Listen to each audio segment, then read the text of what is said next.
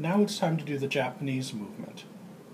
The first thing I do is I place moved counters on all areas that have a single Japanese infantry or land-based aircraft because they are not allowed to move.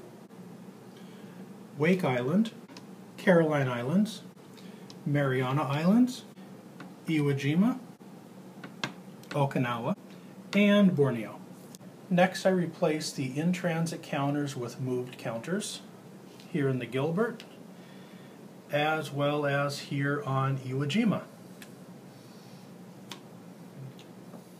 I now start rolling the orders for the remaining Japanese forces. I can roll for any areas that I want to. I choose to start here with the Marshall Islands. So I roll the die, and I get a 10, which is the closest objective with US present. So I move the counter as a handy reminder. I'm allowed to move up to 3 ships, 1 infantry, and 2 land-based aircraft if the Japanese already have Japanese infantry or land-based aircraft ashore at that destination. So I look to the map, and from the marshals I look to see which is the closest objective with US present. Well, at a range of 1 we have the Solomon Islands. There's no US here or on Wake, so that means that this force will move to the Solomons. That means that I move 1 infantry to the Solomon Islands. Because this is a combat move, I place it on the transport. The land-based aircraft remains here because it's the last force. And I mark this area now with a moved counter to tell me that that's done. I also mark the moved infantry to remind me that that force has moved this turn. I then proceed on to the next area. I choose to resolve the Caroline Islands. I get an 8, which is an engage order. They're going to move to the closest US forces with 3 ships, 1 infantry, and up to 2 land-based aircraft. Now in this case, the closest US forces can be either New Guinea or the Solomons.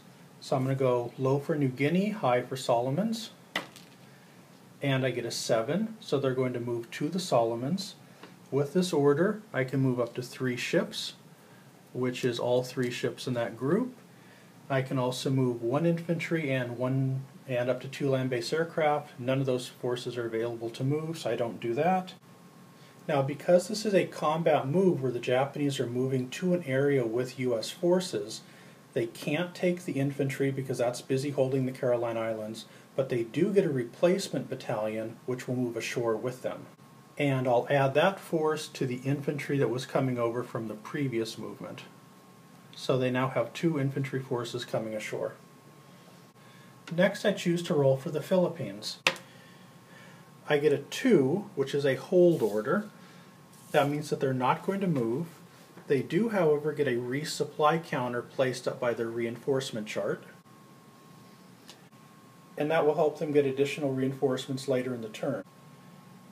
A hold order means that up to 6 of their ships don't move, so their ships stay in place. Up to 2 infantry stays in place, as well as 3 land-based aircraft. So, the ships will stay, the infantry will stay, 1, 2, and 3 land-based aircraft stay. So that means I still need to roll for those additional aircraft to see what they do. Now I'm going to roll for the remaining aircraft to see what they do. And I get a 3.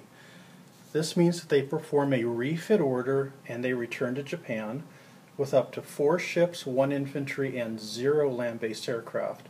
Now, since they're not allowed to perform this order, that means we treat it as being a hold order. That means they can move up to 6 ships, except they don't, because there's none remaining, up to 2 infantry, but all of those are remaining, and their 3 aircraft also hold, so I put those into the moved pile. 1, 2, 3. That leaves me with 1 aircraft left to roll for. And because that group of aircraft received a hold order, the Japanese receive another resupply counter for later in the turn. I'm now going to roll for the last aircraft in the Philippines, and they get a 9, which means that they perform a reinforce and they go to an objective with Japanese forces ashore. Right now that could include New Guinea, because they have forces ashore there, as well as the Gilbert Islands. So low-high, New Guinea is low.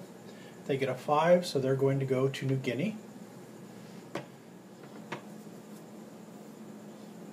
Rather than go through the remainder of the Japanese movement roll by roll, we'll resolve it and then we'll show you how it all turns out. The Japanese have now concluded their movement.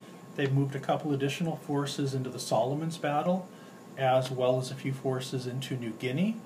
In general, their forces kind of shifted south from Japan and East Asia to reinforce their strongholds. In the next video, we will resolve the battle for the Solomon Islands.